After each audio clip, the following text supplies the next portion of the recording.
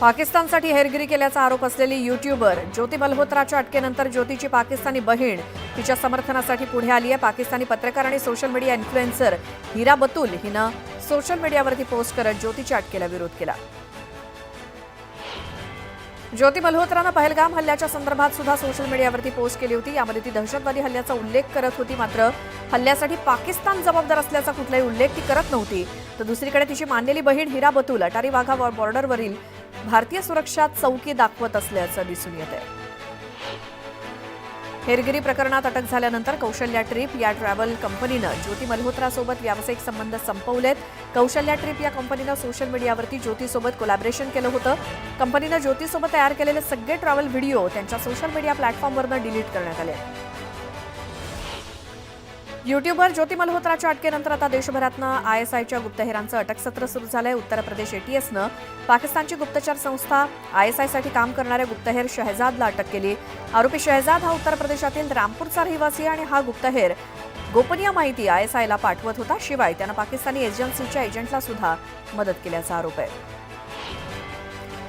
हरियाणाच्या सोनीपतमधल्या एका खासगी विद्यापीठातील प्रोफेसर अली खान महमूदाबाद याला सुद्धा अटक करण्यात आली आहे। ऑपरेशन सिंदूरबद्दल सोशल मीडियावरती केलेल्या आक्षेपार्ह पोस्टनंतर त्याला अटक झाली आहे। अली खान याला कोर्टात हजर केल्यानंतर 5 दिवसांची पोलीस कोठडी सुनावली आहे। पाकिस्तानातून भारतात आयएसआय एजंटना प्रशिक्षण दिलं जात असल्याचा धक्कादायक प्रकार समोर आलाय। उत्तर प्रदेशच्या कैरानामधील रहिवासी इक्बाल पाकिस्तानातील आयएसआय एजंटना प्रशिक्षण द्यायचा। इक्बालनं या कामासाठी नोमान इलाही याला तयार केलं होतं। इक्बालच्या सांगण्यावरून नोमान 4 वेळा पाकिस्तानला गेल्याचा दावा त्यानं केलाय। भारताविरोधात पाकिस्तानच्या उलट्या बोंबा सुरूच आहेत। पाकिस्ताननं भारताविरोधात प्रचार मोहीम सुरू करण्यासाठी 20 पानांचं विशेष दस्तऐवज तयार केलंय। पाश्चिमात्य आणि मुस्लिम राष्ट्रांमध्ये भारताविरोधात प्रचार करण्यासाठी पाकनं ही कागदपत्र तयार केली आहे। अमृतसरच्या गोल्डन टेम्पलला सुद्धा पाकिस्तानच्या टार्गेटवर होतं अशी माहिती मिळते। भारतीय सैन्याला मिळालेल्या माहितीनुसार पाकच्या महत्त्वाच्या टार्गेटवर अमृतसरचं गोल्डन टेम्पल होतं, मात्र भारतीय सैन्यानं पाकच्या या नापाक कुरापतींना पूर्ण होऊ दिलं नाही। ऑपरेशन सिंदूर अजून संपलेलं नाही, सध्या तात्पुरत्या स्वरूपात स्थगित करण्यात आलंय। ऑपरेशन सिंदूरचं अकराळ विक्राळ रूप अजूनही बाकी आहे, असं वक्तव्य 15 इन्फंट्री डिव्हिजनचे मेजर जनरल कार्तिक सी शेषाद्रींनी वक्तव्य केलं। तर अमृतसर विमानतळावरती भारतीय सैन्य सतत दक्ष असून त्यांच्याकडनं तयारी सुरू आहे। आकाश मिसाईल प्रणाली कशी काम करते याचं प्रात्यक्षिक पंजाबच्या अमृतसरमध्ये भारतीय सैन्यानं दाखवलं। L-70 एअर डिफेन्स गन आणि भारताच्या एअर डिफेन्स सिस्टमनं अमृतसरच्या सुवर्ण मंदिरावरती होणारे हल्ले रोखले। पाकनं अनेक मिसाईल या मंदिरावरती डागली होती, मात्र भारतानं अत्याधुनिक तंत्रज्ञान दाखवत पाकचे सर्व हल्ले परतावून लावले। गृहमंत्री अमित शहानी अहमदाबादमध्ये पुन्हा ऑपरेशन सिंदूरचा उल्लेख करत भारताच्या सामर्थ्याचा गौरव केला। भारताच्या ब्रह्मोस मिसाईलची चर्चा संपूर्ण जगात होत असून या मिसाईलनं पाकिस्तानी एअरबेसला उद्ध्वस्त केलं। ब्रह्मोस मिसाईलनं चीनच्या एअर डिफेन्स सिस्टीमला उद्ध्वस्त केलं, असं शहा म्हणाले। ऑपरेशन सिंदूरचा नवा व्हिडिओ भारतीय सैन्यानं जारी केला। यामध्ये वेस्टर्न कमांडनं कशा प्रकारे पाकिस्तानी मिसाईलचे हल्ले रोखले हे स्पष्ट दिसतंय। पाकिस्तानच्या फतेह आणि शाहीन या मिसाईलला हवे तसं रोखण्यात आल्याचं या व्हिडिओतनं दिसतंय। भारताच्या S-400 या एअर डिफेन्स सिस्टीमनं हे हवाई हल्ले कसे परतावून लावले हे यामधून दिसतंय। भारत पाकिस्तानच्या तणावाच्या पार्श्वभूमीवर भारतीय नौदलाने एक व्हिडिओ जारी केला। या व्हिडिओमध्ये नौदलाची युद्ध क्षमता, अत्याधुनिक हत्यारांची झलक या व्हिडिओमधनं दाखवण्यात आली आहे। हम भी किसी से कम नहीं असं म्हणत नौदलानं व्हिडिओ जारी केला।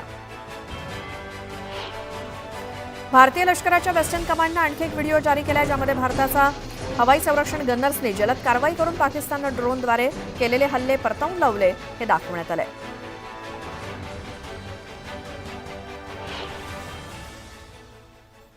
या संदर्भातली एक सविस्तर बातमी ती म्हणजे ज्योती मल्होत्रा गेल्या 24 तासात या नावाची भारतामध्ये एकच चर्चा सुरू आहे। सोशल मीडिया असो किंवा लोकल ट्रेनमधल्या गप्पा असू दे, ज्योतीचा विषयच सगळीकडे ऐकायला येतोय। हरियाणाच्या हिसारमधील सामान्य कुटुंबातली यूट्यूबर ज्योतीला पाकिस्तानसाठी हेरगिरी केल्याच्या आरोपाखाली अटक करण्यात आली आहे। तिला 5 दिवसांची पोलीस कोठडी सुनावण्यात आली आहे। दुसरीकडे ज्योतीवरचे आरोप मात्र तिच्या कुटुंबानं फेटाळून लावलेत।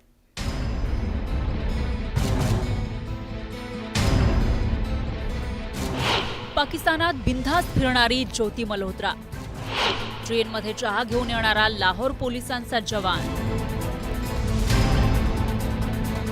पाकिस्तानातील अनेक अशा भागात ज्योती खुलेआम फिरताना दिसतीये, जिथे कोणत्याही भारतीयाला पोहोचणं सोपं नाही। गेल्या 2 वर्षात 3दा तिनं पाकिस्तानचा दौरा केला.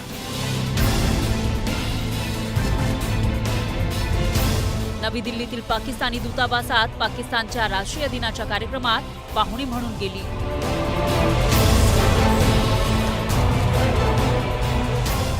पाकिस्तानच्या पंजाब प्रांताच्या मुख्यमंत्री आणि माजी पंतप्रधान नवाज शरीफ यांच्या कन्या मरियम नवाज शरीफ यांचीही तिनं भेट घेतली. ज्योतीवर संशय असल्याचं कारण म्हणजे 17 एप्रिल 2024 रोजी ती 1 महिनाभराच्या दौऱ्यावर पाकिस्तानला गेली होती. 15 मे पर्यंत पाकिस्तानात राहिली. यानंतर ती भारतात परतली आणि सुमारे 25 दिवसांनी 10 जून रोजी चीनला गेली. ती 9 जुलैपर्यंत चीनमध्ये राहिली आणि तिथून 10 जुलै रोजी काठमांडू, नेपाळला पोहोचली. चीन दौऱ्यात तिला VVIP सारखी ट्रीटमेंट मिळाली होती. 2024 मध्ये पाकिस्ताननंतर लगेचच चीनला गेल्यावर ज्योती सुरक्षा एजन्सीजच्या रडारवर आली. चीनमध्ये ती दागिन्यांच्या दुकानांपासून ते अनेक ठिकाणी लक्झरी कारमध्ये फिरत होती. यामुळे भारताच्या सुरक्षा एजन्सीजना तिचा हेतू आणि खर्चाबद्दल संशय आला. त्यानंतर तिच्यावर पाळत ठेवण्यास सुरुवात झाली. But definitely she was in touch विद द PIOs और यहाँ के जो कुछ और भी जो अभी उसके हमने लैपटॉप और मोबाइल जो है वो हम उसको अभी सीज करने की कोशिश कर रहे हैं कहाँ पे है. वंस वी सीज इट और उसको हम फोरेंसिक एनालिसिस करेंगे तो उससे भी काफ़ी सारी चीज़ें क्लियर होंगी कि क्या क्या इन्फॉर्मेशन उन्होंने एक्सचेंज की. ज्योती मल्होत्रा एक ट्रॅव्हल ब्लॉगर होती, पण तिच्या व्हिडिओ आणि फोटोमधून तिचे उद्देश काही वेगळेच असल्याचं दिसतंय. दिल्लीतील पाकिस्तानी दूतावासातील इफ्तार पार्टीला ज्योती प्रमुख पाहुणी म्हणून उपस्थित होती. या पार्टीचा व्हिडिओ तिनं YouTubeवरही टाकलाय, ज्यात ती पाकिस्तानी अधिकारी दानिशसोबत दिसून येतेय. व्हिडिओवरून त्या दोघांमध्ये खूप चांगली मैत्री असल्याचंही दिसतंय. दानिशनंच तिची ओळख पाकिस्तानी गुप्तचर संस्थांशी करून दिल्याचं समोर येतंय. ज्योती मल्होत्राची ओळख मरियम नवाज यांच्याशीही होती. ज्योती जेव्हा दुसऱ्यांदा पाकिस्तानात गेली तेव्हा तिनं मरियम नवाज यांची मुलाखत घेतली होती. ही मुलाखत गुरुद्वारा करतारपूर साहिब कॉरिडॉरमध्ये घेण्यात आली. ज्योतीनं या व्हिडिओमध्ये पाकिस्तानचं कौतुक केलं होतं. पहलगाममध्ये झालेल्या दहशतवादी हल्ल्याशीही ज्योतीचा संबंध जोडला जातोय.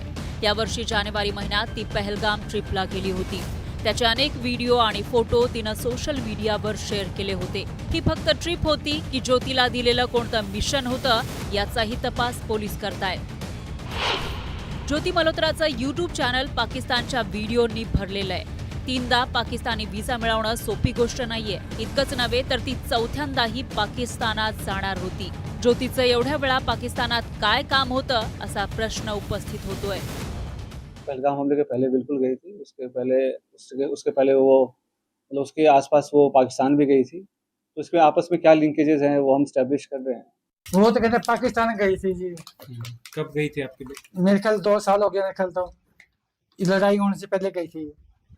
इनकी परमिशन से गई होगी. इन्हें तो कोई बंदा जा नहीं सकता. इनकी परमिशन से देखी थी. पासपोर्ट बनवाया था, साथ इनसे परमिशन भी दी थी. हमारे पास पुलिस वाले भी आए थे, उनने इंक्वायरी भी करी थी. पड़ोसियों का आधार कार्ड भी दिया था, साइन भी करवा के दिए थे पुलिस वालों को. और क्या चाहिए इनको? फिर ही पकड़ के ले गए. अब मैं मिल के आया हूँ. बेटी ठीक है, उसमें है कोर्ट में. मेरी बेटी से बात कर ली मैंने. अभी आया ना, मैं तो अपनी बेटी से बात करके आया हूँ. भले मैंने कुछ को नहीं करा. ये अपने आप ही बात करना करें. मेरे को फंसाने के चक्कर में मेरे कोर्ट के पैसे लगाएंगे, लग जाएंगे. चक्कर कटवा लेंगे. 1-2 साल और कुछ जरिए में धक्के खा जाएंगे. ज्योती मल्होत्रानंतर आता पाकिस्तानी गुप्तहेर प्रकरणाची लिंक ओडिसापर्यंत पोहोचली आहे. या प्रकरणी गुप्तचर यंत्रणा IBनं ओडिशातील प्रियंका सेनापतीला ताब्यात घेतलंय. कालपासून तिची अज्ञातस्थळी कसून चौकशी केली जातीये. हेरगिरी प्रकरणात अटक केलेल्या ज्योती मल्होत्रासोबत तिचे कनेक्शन असल्याची माहिती पुरी पोलिसांना मिळाली होती. त्यानंतर पोलिसांनी ही कारवाई केली. सभी चीज़ों का हम पूरी तरीके से जांच कर रहे हैं और सभी चीज़ों में इन्वॉल्वमेंट क्या है क्या नहीं है उसको वेरीफाई कर रहे हैं. और इसके साथ ही हम हमारे स्टेट की जो एजेंसीज़ हैं, सेंट्रल एजेंसीज़ हैं, उसके साथ ही हरियाणा पुलिस के साथ भी हम टच में हैं. इसके रिगार्डिंग में जब भी जैसा और इन्फॉर्मेशन जो आएगा हम गणमाध्यम के सामने उसको पेश करेंगे. सध्या पोलिसांनी ज्योतीला कोर्टात हजर करून पुढील तपासासाठी 5 दिवसांच्या कोठडीत घेतलंय. तसंच ज्योतीच्या सूचनेनुसार आणि ओळखीच्या आधारावर तिचा साथीदार अरमानला नूह मेवातमधून अटक करण्यात आली आहे. अरमानलाही पोलिसांनी कोर्टात हजर करून 6 दिवसांच्या रिमांडवर घेतलंय. याचबरोबर हरियाणातील पानिपत इथून नोमान इलाही आणि कैथल इथून देवेंद्र सिंग ढिल्लो यांनाही पकडण्यात आलंय. पोलीस या सर्वांची चौकशी करतायत. Bureau report, news 18 Lokmat. आणि आता ऑपरेशन सिंदूर बाबतच एक मोठी बातमी. ऑपरेशन सिंदूरची सगळी रणनीती ही अजित डोभाल यांनी तयार केलेली होती आणि या मोहिमेमागे NSA अजित डोभाल यांची विचारसरणी आणि कार्यशैलीनं मोठी भूमिका बजावली. डोभाल यांनी अनेक लक्ष्य यादी तयार केली होती, परंतु मोहिमेची गुप्तता राखण्यासाठी त्यांनी शेवटच्या क्षणी त्या बदलल्या आहेत. अजित डोभाल यांच्या नेतृत्वाखालील या मोहिमेचं नियोजन हे अत्यंत गुप्त ठेवण्यात आलेलं होतं. अगदी शेवटच्या क्षणापर्यंत फक्त अजित डोभाल यांनाच पाकिस्तान आणि POK मध्ये कोणते दहशतवादी अड्डे आहेत याची माहिती होती, अशी माहिती सूत्रांकडून मिळाली आहे. तर ऑपरेशन सिंदूर बाबत मोठी बातमी. ही संपूर्ण रणनीती अजित डोभाल यांची होती. या मोहिमेमागे NSA अजित डोभाल यांची विचारसरणी आणि कार्यशैली होती आणि त्यांच्या या विचारसरणी आणि कार्यशैलीनं मोठी भूमिका ऑपरेशन सिंदूरमध्ये बजावली आहे. अजित डोभाल यांनी अनेक लक्ष्य यादी तयार केलेली होती. पाकिस्तानातले अनेक गोष्टी टार्गेटवर होत्या, परंतु या मोहिमेची गुप्तता राखण्यासाठी त्यांनी अगदी शेवटच्या क्षणी ते बदलल्यात. अजित डोभाल यांच्या नेतृत्वाखालच्या या मोहिमेचं नियोजन हे अत्यंत गुप्त ठेवण्यात आलं होतं आणि शेवटच्या क्षणापर्यंत फक्त अजित डोभाल यांनाच पाकिस्तान आणि POK मध्ये कोणते दहशतवादी अड्डे आहेत याची माहिती होती.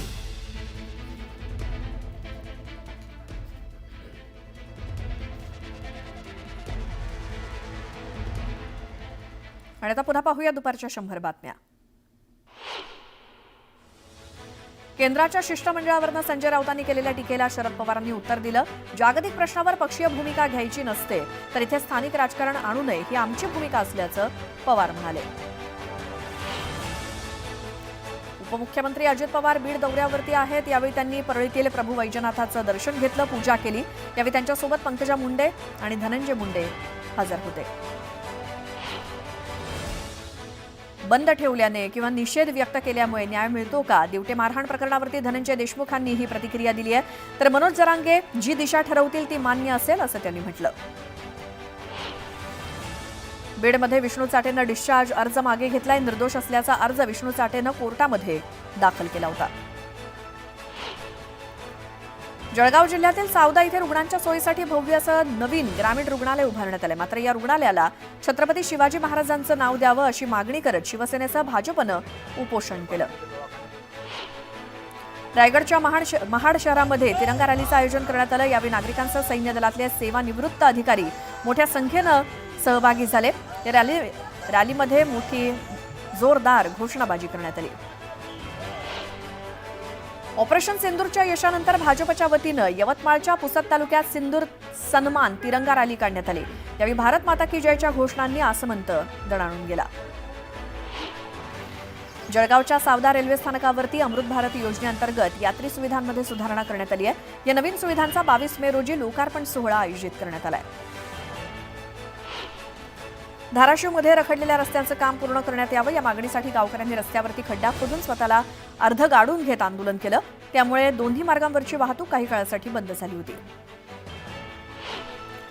वाशिम कृषी उत्पन्न बाजार समितीत काळ्या हळदीची आवक वाढली आहे. या हळदीला प्रति क्विंटल 22,000चा दर मिळालाय. ही काळी हळद संधिवात, यकृताचे रोग आणि त्वचेचे विकार यासोबतच इतर आजारांसाठी सुद्धा गुणकारी आहे. वाशिम जिल्ह्यात खरीप हंगामासाठी आतापर्यंत 45,633 शेतकऱ्यांना 457 कोटी 45 लाखांचं कर्ज वितरित करण्यात आलंय. अनेकांनी कर्जाची परतफेड न केल्यामुळे कर्ज देण्याची गती मंदावली आहे. उल्हास नदीच्या पात्रातच मोठ्या प्रमाणात मातीचा भराव टाकून नदीचं पात्र अरुंद केलं जात आहे. त्यामुळे दरवर्षीपेक्षा यंदा पुराचा धोका वाढलाय. पुराचा धोका वाढल्यामुळे बदलापूरकर चांगलेच धास्तावले. नाशिकमधील नामपूरच्या स्मशानभूमीचा एक धक्कादायक प्रकार समोर आला. एका महिलेवर अंत्यविधी केल्यानंतर तिच्या अस्थी आणि राख गायब झाली. त्यामुळे अघोरी कृत्याचा हा प्रकार असल्याचा संशय गावकऱ्यांनी व्यक्त केलाय. चांदवड भागात अवकाळी पावसानं कहर केला. वडगावातील पंगू इथे पोल्ट्री फार्मच्या शेडजवळ वीज पडल्यामुळे 2,000 कोंबड्यांचा मृत्यू झाला. बुलढाणा जिल्ह्यामध्ये अवकाळी पावसानं जोरदार हजेरी लावली. यावेळी वीज कोसळल्यामुळे 4 जनावरांचा मृत्यू झाला, त्यामुळे शेतकऱ्यांचं नुकसान झालं. कर्नाटकात मुसळधार पावसानं हजेरी लावली. या पावसामुळे अनेक भागात पाणी साचल्यानं नागरिकांची चांगलीच तारांबळ उडाली. मनमाडमध्ये अवकाळी पावसानं जोरदार हजेरी लावली, त्यामुळे रस्ते, रेल्वे स्टेशनचं छत गळू लागलं. प्रवाशांना अडचणींचा सामना करावा लागला. दरम्यान तातडीनं छत दुरुस्त करण्याची मागणी नागरिकांनी केली. नांदुरा शहरामध्ये वादळी वाऱ्यासह झालेल्या मुसळधार पावसामुळे अनेक ठिकाणी घरावरचं छप्पर उडालंय. काही ठिकाणी झाडं सुद्धा पडली आहेत. सर्वसामान्यांची दाणादाण उडाली. त्यामुळे तातडीनं पंचनामे करून नुकसान भरपाई द्यावी अशी मागणी नागरिकांनी केली. पालघर जिल्ह्यातील पारंपरिक शेतीचा भाग असलेल्या राबणी भुजणीच्या कामाला सुरुवात करण्यात आली. मात्र अवकाळी पावसामुळे त्यात सुद्धा व्यत्यय आलाय. 75% राब अवकाळी पावसामुळे भिजल्यामुळे शेतकऱ्यांपुढे भात, वरी आणि ज्वारी रोपांच्या वाढीचं संकट निर्माण झालंय. जळगावात आलेल्या वादळी वाऱ्यासह मुसळधार पावसामुळे अनेक ठिकाणची झाडं पडली. गुरांच्या गोठ्यावरती देखील झाडं कोसळल्यामुळे गोठ्याखाली गाय दबली गेली. यावेळी पालिकेच्या कर्मचाऱ्यांनी तिची सुटका केली, तर झाडं कोसळल्यामुळे वाहनांचंही नुकसान झालंय. धुळ्यामध्ये 4 तरुणांची फसवणूक होण्यापासून वाचवण्यात पोलिसांना यश आलंय. 1 लाखाच्या बदल्यात 5 लाख रुपये देण्याचं आमिष या तरुणांना देण्यात आलं होतं.